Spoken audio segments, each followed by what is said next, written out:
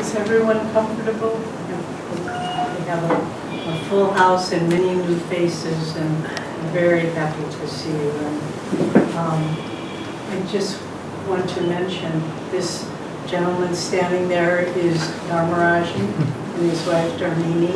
And they're, for those of you who are new, they're the head of the Ananda Chennai Sangha. And there are many, many classes that are offered here, weekly meditation and lifestyle and so forth, so you can be in contact with them. And there's literature as well. Well, as we've been saying, this is the third part of a three-part class series, Yoganandaji's teachings on how to accelerate your spiritual life. But don't think if you miss the first two that you're not going to be able to tune into what's being said tonight.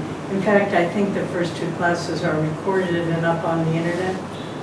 So if you are interested, you can also listen to those classes.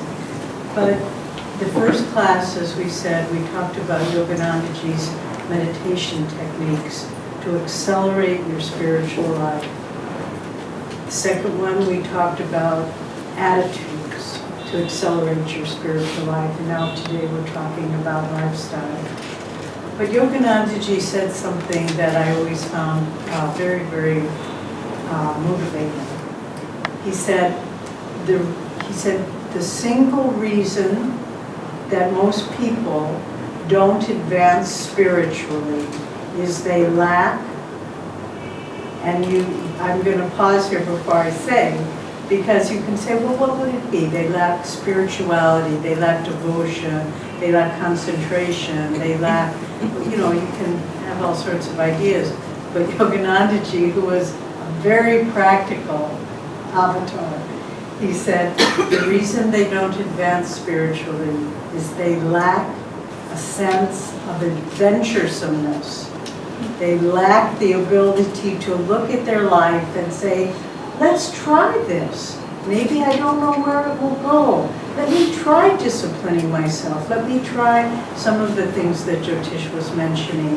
And instead of thinking, oh, I've got my habits and I've got my routine and this is what I always do, look at your life, and the part of the sense of adventuresomeness is to be dynamically aware of all the different aspects of your life. To master, Yoganandaji, we call him our Guruji master, he said, introspection is very, very important for spiritual growth. So be ruthless.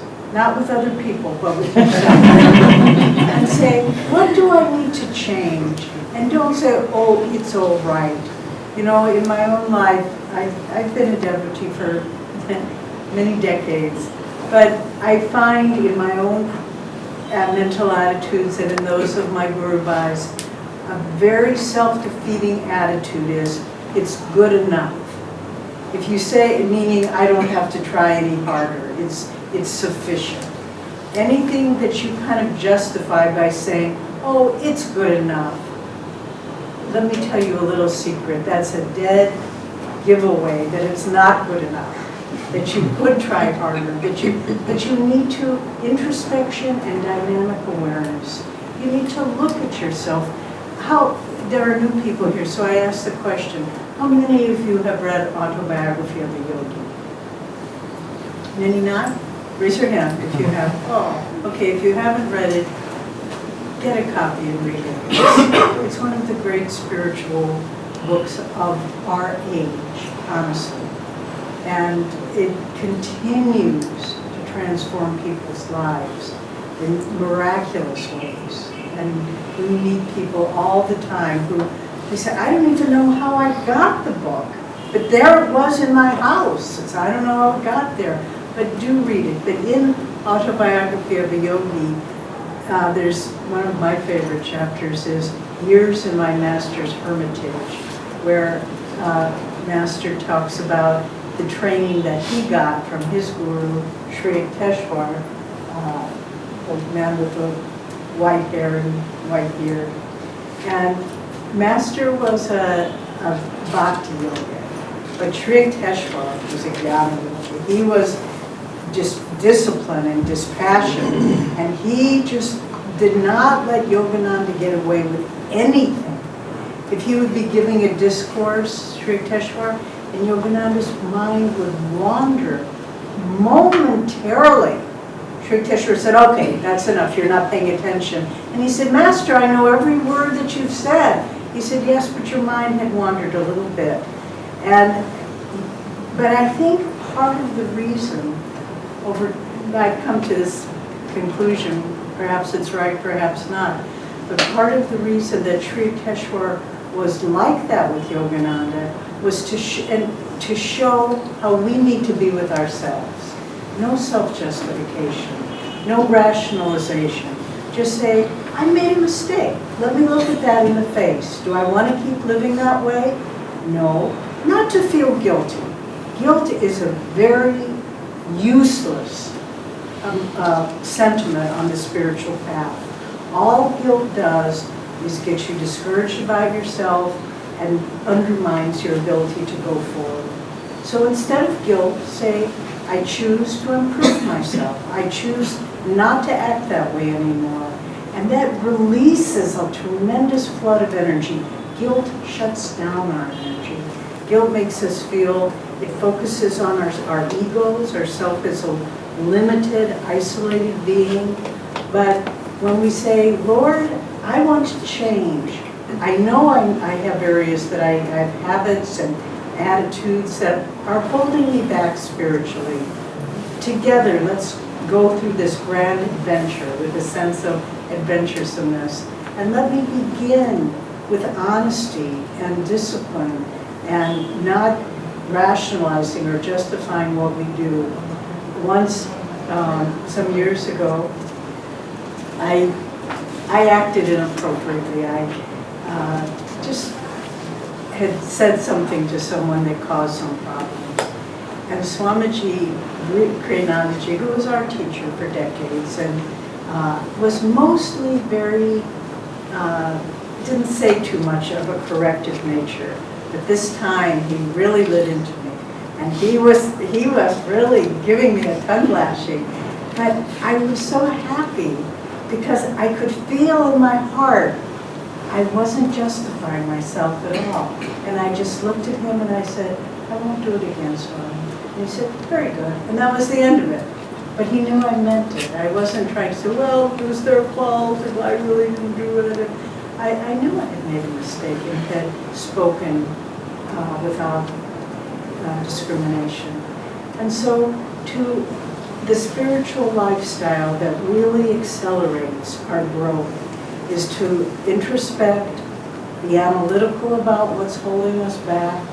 Don't mince words, just as Sri Yukteswar just was ruthless with Master. But Master was strong enough to take it, and it's what made him, it gave him the strength to launch a world mission in the West and in the East, and gave him that power and that greatness. And so really to advance spiritually, we have to summon up willpower, we have to summon up self-honesty, as I've been saying, determination, and just say, I will keep going until I'm able to change this pattern. And our habits, Master said that our habits can be our friend or our foe. But it's interesting, I'm going to be a little esoteric here. Yogananda wrote incredibly insightful commentaries on the inner meaning of the Bhagavad Gita, and he identified each of the characters as a human quality. It's very interesting. There's the book is available, The Essence of the Bhagavad Gita. But he identified the character of Dronacharya, the instructor of the martial arts of both the Pandavas and the Kauravas. He said Dronacharya represented habit. And in the end, in the Mahabharata, as we know, Dronacharya fought for the the Kauravas, the materialistic side. And Master said what that means is we cannot rely on habit alone to conquer delusion. We have to make it, because habit refers back to the past. So you can say, well, I have the habit of meditating every morning. That's good to a certain extent, but it also can become a crutch if it isn't dynamic. So it's not enough to say, okay, I'm getting up and I'm meditating, and there's my chair and there's my altar. But every day has to be a fresh battle and a fresh, not just battle because that's kind of antagonistic, but a fresh approach, a fresh self-offering, a fresh affirmation that you are choosing to seek God. And so it has to be a dynamic choice, and with a sense of momentum, with a sense of, I want to do this. And one of the wonderful things, my husband Jatishji and I have lived in spiritual communities for many, many years. We were founding members of the Ananda spiritual community in California, 1969, and so it's all of our adult life. We've had the opportunity to live amongst devotees. We also do quite a bit of traveling, so it's not that that's the only place we are. But one of the joys of Sangha, just as you have this wonderful Jana Sangha, is to be motivated by your Guru Bhais, be motivated by the dedication of those that you see around you. So I know we'll talk to someone and they'll say, you know, I decided I'm going to, every Saturday morning, I'm going to just meditate for 3 hours, and no matter what comes up, and you'll talk to somebody else, and you know, on Sundays, we're starting a 5-hour meditation in the evening, and I'm not making this up. These are literally things that are happening with devotees there. And you just think, wow, this is so exciting to see. And some of these people, it's not like they're new to the path. Some of them have been meditating for decades, but they're always looking, how do I make it fresh? How do I do it in such a way that I'm motivated? And so this is the, it says in the scriptures of India that second only to finding a Satguru, a true Guru, such a one as Yogananda, is satsang, so fellowship with other truth seekers. So it's very, very important. And you keep each other focused. If one of you is a little bit down or discouraged, the other one can lift you up. Now, Yogananda also talked about, we were mentioning that our life is a life of meditation and service. Yogananda also put it another way. He said, in our life, we need to be calmly active and actively calm. And that really represents how we live in the world and meditation. Because to be actively calm, that's meditation. It's to, with consciousness, with energy, to use the techniques that the great masters have given us to calm the mind, to calm the reactive process. Patanjali described yoga as the neutralization, either different interpretations from the Sanskrit, either of the reactive process or of the vortices of primordial feeling. This is how Guruji put it. But essentially, meditation is to actively discipline yourself to be calm, to react to life with, again, Master said, to be even-minded and cheerful. So wonderful, sounds so simple, sounds so easy. Try it for a day and see if you can master it.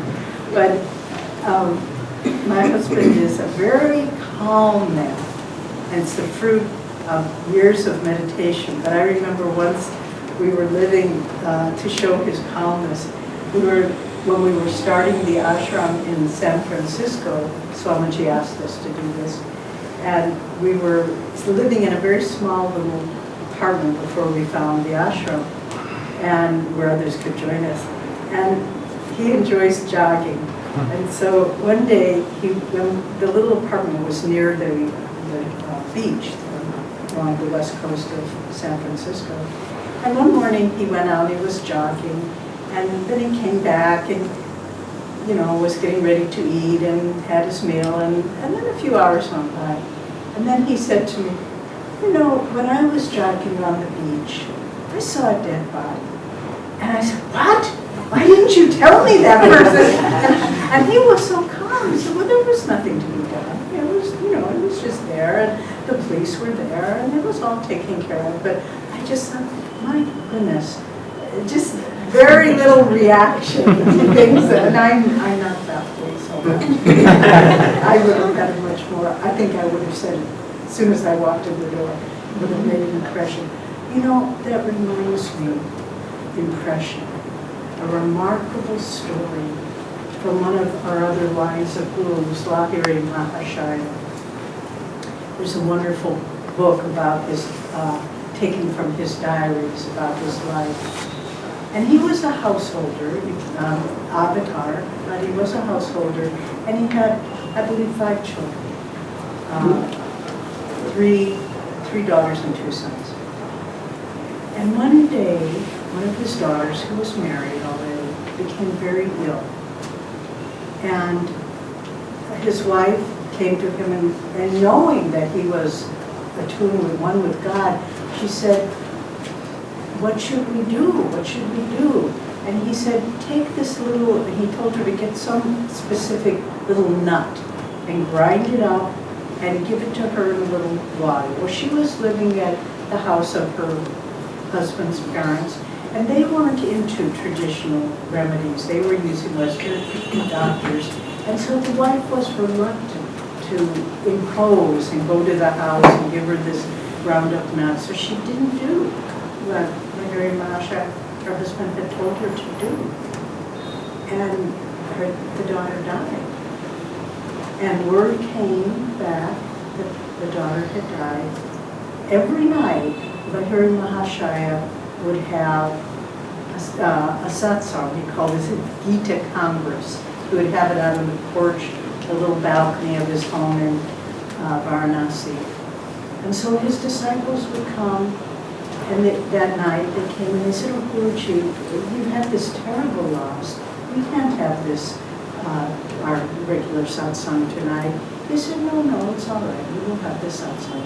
And they said, but aren't you too upset to do it? He said, no, I can do it.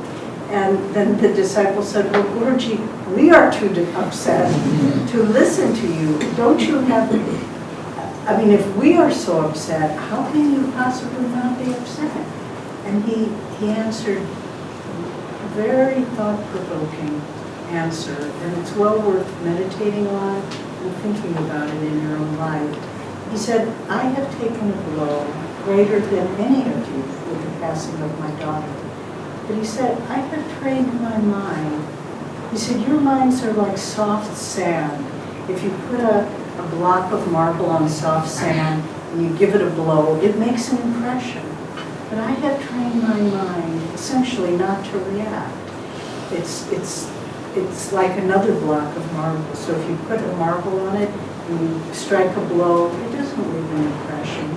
He said, yes, I have taken a great blow, but my consciousness, these events don't leave an impression. And this is a very interesting concept.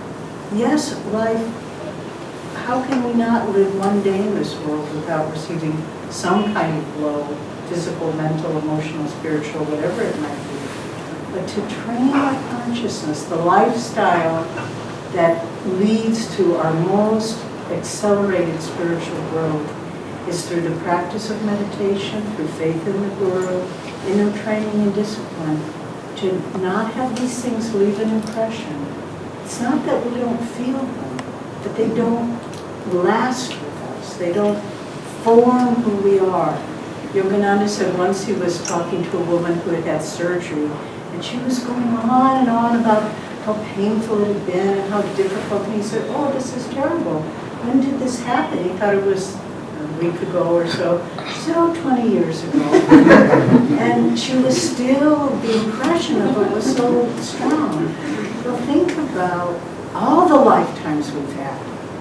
all the blows that we've had. And we carry those impressions with us, and they cloud our ability to really see, to find freedom, to find God, because we're carrying all those impressions. But the spiritual path is about neutralizing those impressions. It's about letting go and having your mind. Yogananda's wonderful poem, Samadhi, which is in Autobiography of a Yogi. It's in one of the kind of keynote chapters, an experience in cosmic consciousness, where his guru gives him an experience of Samadhi. And and the master writes the poem Samadhi to describe it. And he says, spotless is my mental sky, below, ahead, and high above. Eternity and I, one united ray, a tiny bubble of laughter, I have become the sea of mirth itself. And this is the state of an avatar. But you know, another thing Yogananda gave us to accelerate our spiritual growth is the thought that we too can do this. One time, Master was disciplining one of the disciples. He was a young, we shared this the other day, but he was a young monk who was always laughing and joking. And Master said, you know, you need to not be so light-minded. And there was some discussion. The man said to Master, well, I want to change, Master, but how can I do so without your blessings? And Master said, my blessings are there, God's blessings are there. It is your blessings that are lacking. Another time, he was disciplining this young man, and he said, you shouldn't be this way.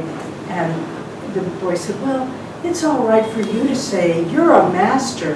And Yogananda would not put up with that. He just drew himself up and he said, and what do you think made me a master? So he was saying, it's not, if you think, well, you're born that way, we poor mortals have to struggle in this world. That was not his teachings.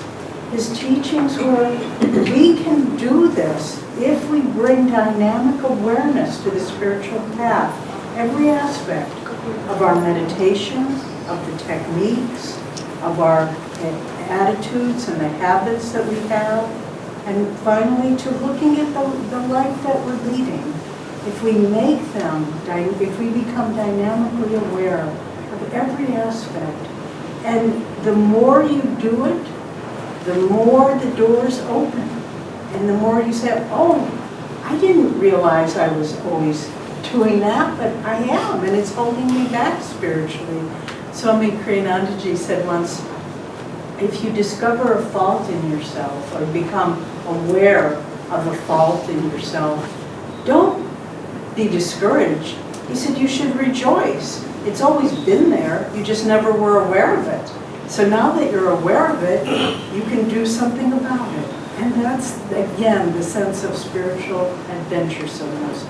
We can do something about it. It isn't just we're little helpless ping pong balls being knocked back and forth. We have determination over our life, and this is what Yogananda brought to us. He was a great warrior. He told us, in fact, that in the Bhagavad Gita, he was Arjuna. He told us, and at the time of the Battle of Kurukshetra. And so from that lifetime and other previous lifetimes, he was a warrior. And he came to the world at this time when the world is so, one can look at it from two sides of the same coin. One can get very discouraged and say what a mess the world is in, what materialistic qualities and tendencies, or you can look at it and say, what an opportunity. The forces of materialism are so blatant that it's not like it's subtly pulling you. It's like trumpets blaring. and so we can just say, what an opportunity. It's so easy to see how the world, hello, come in. Oh, we need to make room for our family that's coming in. You can just all scoot forward, and I'm going to move the mic back. Yeah, and I'll move these things back.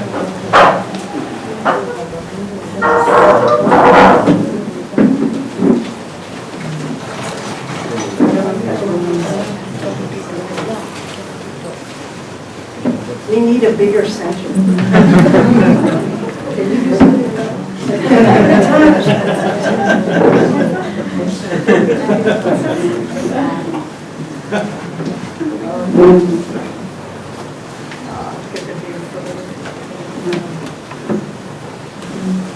Okay, so just to conclude, and we want to give you time now for questions if you have any that you'd like to ask us. We can make spiritual progress. And we'll never, ever doubt it, no matter what others may say, no matter what the world tells you. We have come with the guidance and the grace of a great line of gurus. If you're new to these teachings, read Autobiography of a Yogi and see if it speaks to you. See if it is, you feel that this is your way to find God. And if you do, then don't hesitate. Yogananda said, and we've repeated this often, that it's a thrilling statement. He said the time for knowing God has come. Not maybe sometime in the future, maybe it was back in Vedic times. It's now. It's now for people who want to grow spiritually. We've been given great teachings. We've been given the grace of a great avatar. It's up to us now to do our part. Ramakrishna said that the winds of God's grace can blow us across the ocean of delusion, but we have to do the work to hoist the sails to catch the winds of grace. So that's our part. If we do it, and with the blessings and grace of great masters, we can all accelerate our spiritual growth and grow closer and perhaps even find God in this life. So we want you to ask questions if you have any. This is our last evening there, as many of you know, but since some of you are new also, tomorrow we leave for Bangalore and we will have a retreat over the weekend there, and then we'll travel to various other cities. So it's been a very, very wonderful stay for us.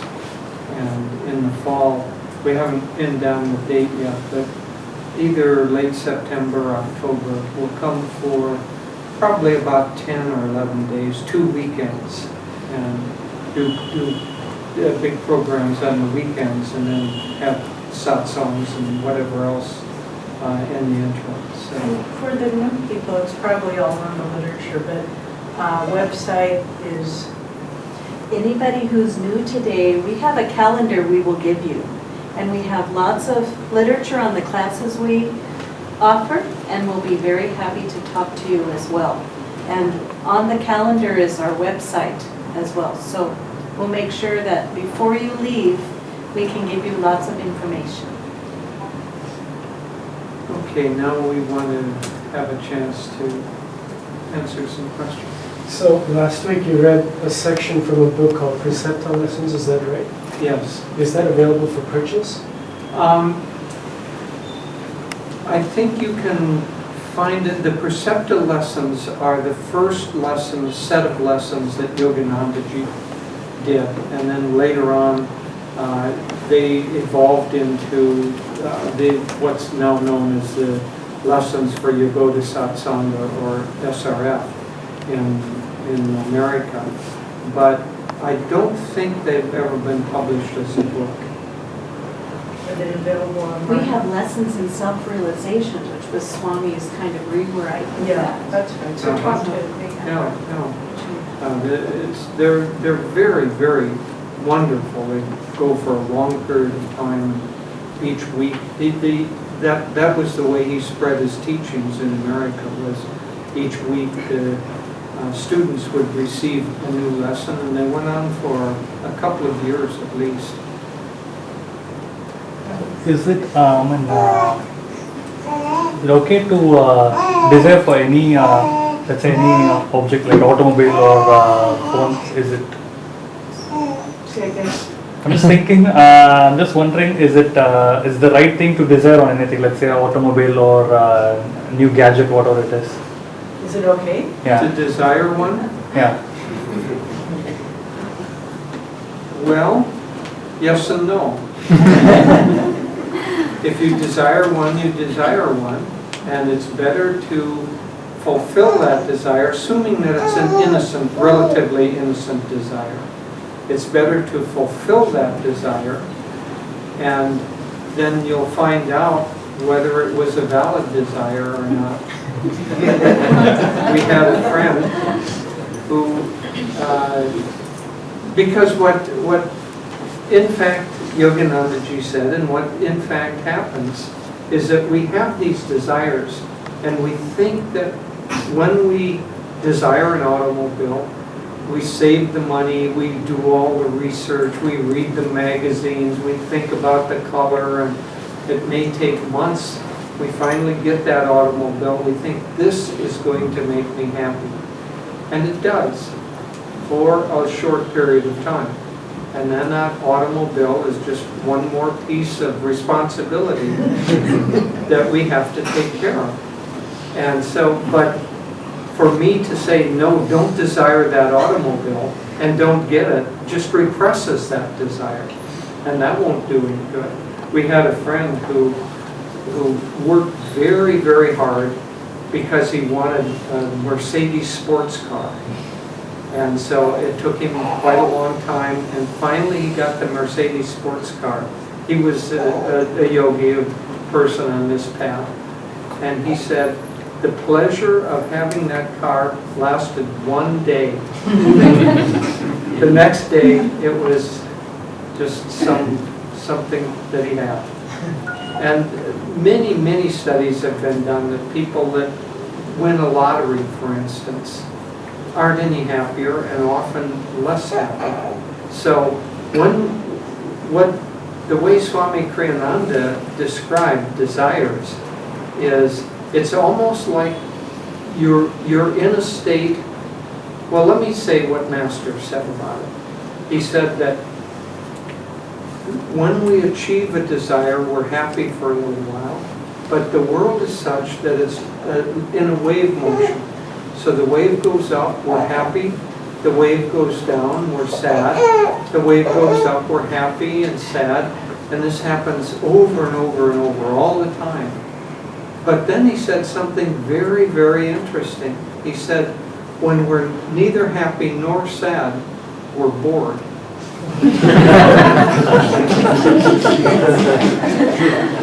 And so then we will create something to stir us up again. And so we'll create a desire. So a yogi is in a state of rest. He isn't bored. He's in a state of rest and completely engaged. But a person who hasn't fulfilled enough desires to realize that it doesn't work will create a desire during that time of boredom, and then they won't rest until they achieve that desire. And then achieving it, because they're in a state of unrest once they create it, will fulfill that desire and make them happy for a little while.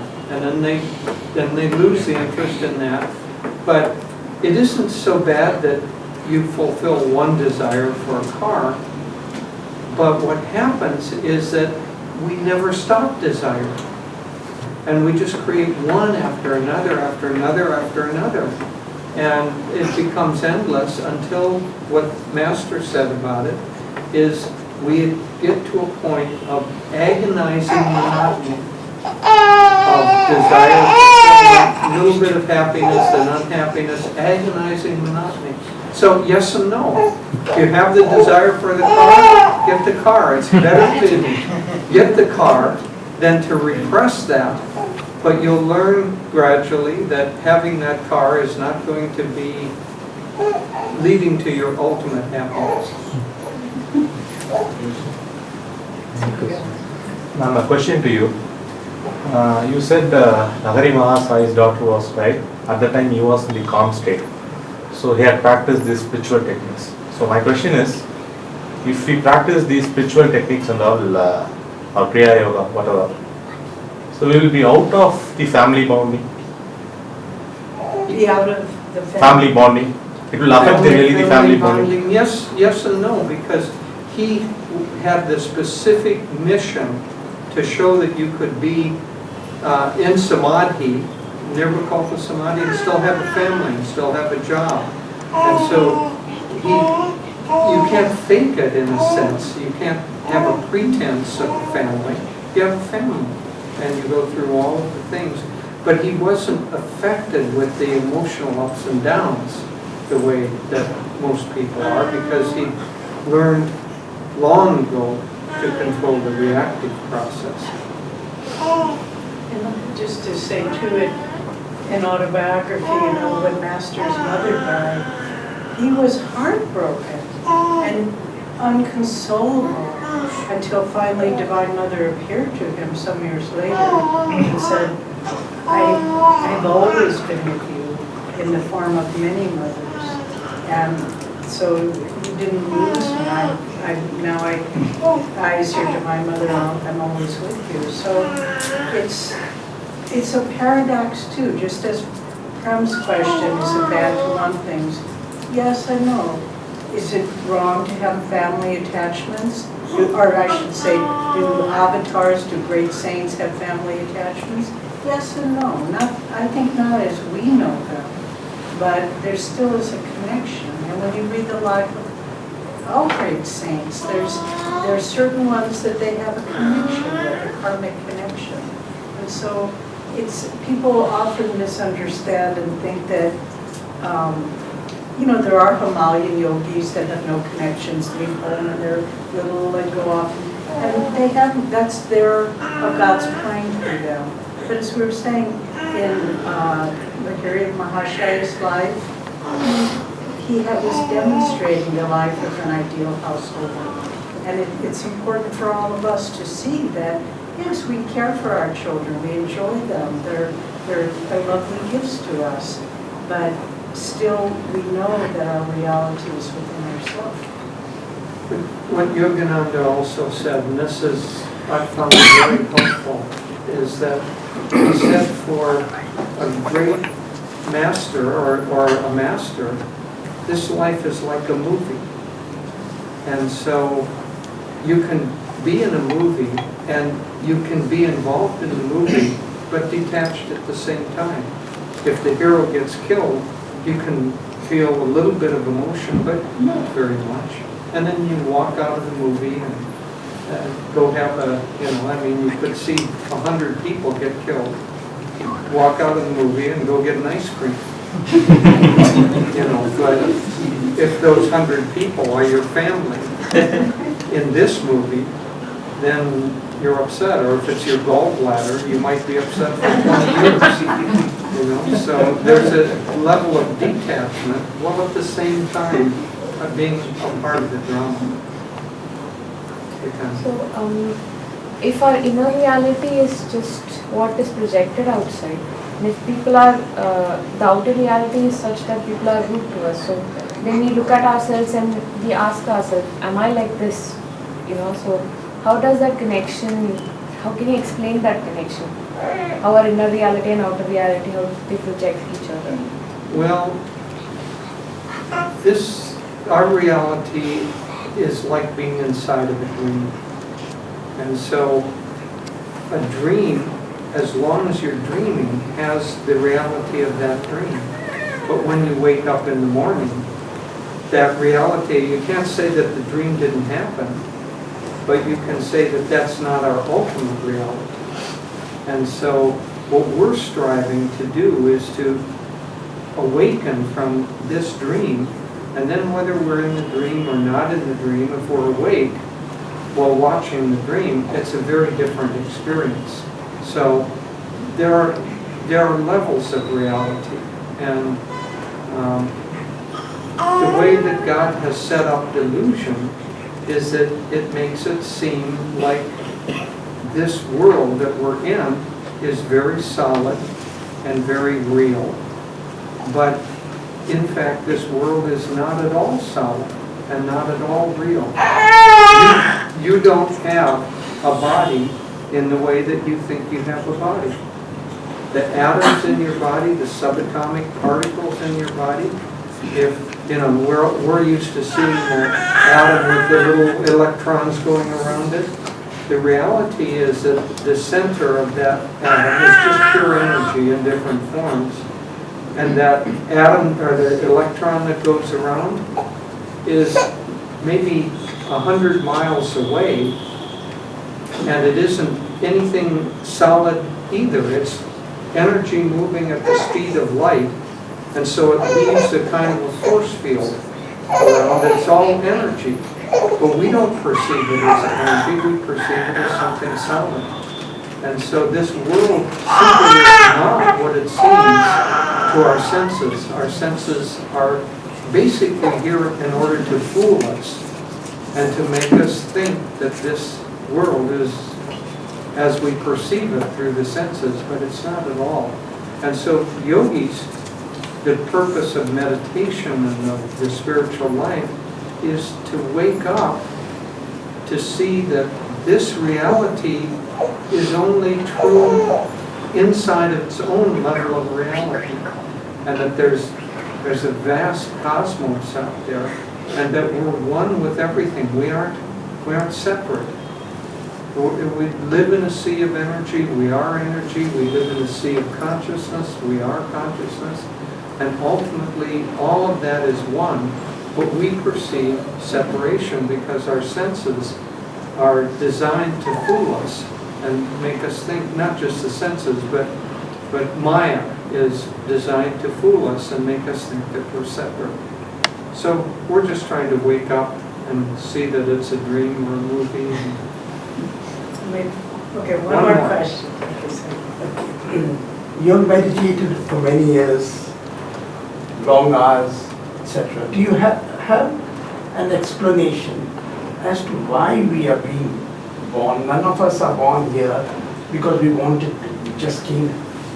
Suddenly we are told that now we have karma of the last birth to be erased at one end. And another end we have Vivekananda who says that to call yourself a sinner itself is the greatest sin. So what is our explanation? What are we doing here? That is a very good question. What are we doing here?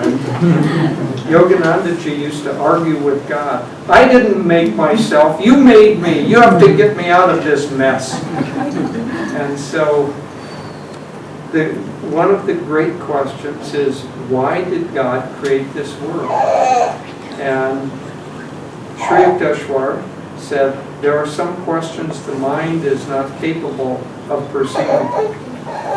But traditionally, it's called God's Leela, that God, whose unity, wants to enjoy himself through many, and so he creates. Why do we dream at night? Why do you create a world with characters in it and drama in it, and perhaps it's frightening, perhaps it's interesting, but you dream at night. Why do you dream at night? Well, something in the consciousness of God enjoys dreaming. Now, the explanation that Swami gave, I find the one that's most fulfilling to me. He said that the nature of God is joy, and that it is in the very nature of joy to want to share itself. And if there's just one, what is there to share? And how to share it? And so God creates a dream so that he can share his joy. And so, but it's a question that greater minds than mine have pondered. Why are we here? Why did God create this world? When he brought in joy, God, he also brought in the sorrow with it. Yeah, but He did. I'll just also answer him too. When you said we didn't come here by our choice, but we did. Our karma drew us back. Yeah, but there was a point of time when Our sleep was key. There was a point of time, and because God gave us free will, we made choices. And those choices either led us towards freedom or towards karmic bondage. And the whole, what Yogananda said, the whole drama, each one of us came as a spark of God, and we separated ourselves by our bad choices. We wanted to see, well, maybe this will work, maybe that will work. And the whole of the drama is to work our way back to unity with God, to that pristine state where we are it's described in so many ways: union with God, the watchful state, samadhi, cosmic consciousness. But all of life's experiences are just so that we begin retracing our steps. And we have to want it. As long as it still seems fun to do one more thing, and then we'll do it. There was a wonderful spiritual teacher who came to America, also a disciple of Shivananda of Rishikesh. This man was Swami Satchidananda, very nice sense of humor. And he said, you want it, you got it. As long as you want the new car, you're going to get the new car. And it's not bad. We just have to do it. But little by little, as we've been saying, it takes on a sense of monotony, vanishing monotony. And then we begin saying, I want to retrace my steps back. And that's the whole of the drama, to return to that state of unity with God. And all of our life's experiences are just to lead us back to where we started. But coming back to the analogy of a movie, the joke is we've never left that state of unity. We're just caught up, like hypnotized, in watching the drama and watching the movie. And we think that we're in sorrow, but we aren't really. It's just a little blip on the consciousness. But our soul nature is already in bliss and already in the realization of unity. Yogananda said the soul, ego, is the soul temporarily identifying itself as a body or personality. And if you don't identify yourself as a body or personality, you're already in bliss. You don't have to achieve it. So it's just removing that veil. And if you're upset at the veil that God has created, Yogananda said, God likes you to be upset and shake your fist at him and say, why did you do this to me? This is unfair. I want out of this. He says he likes that. Because it's the soul trying to wake up. Okay, I think that's...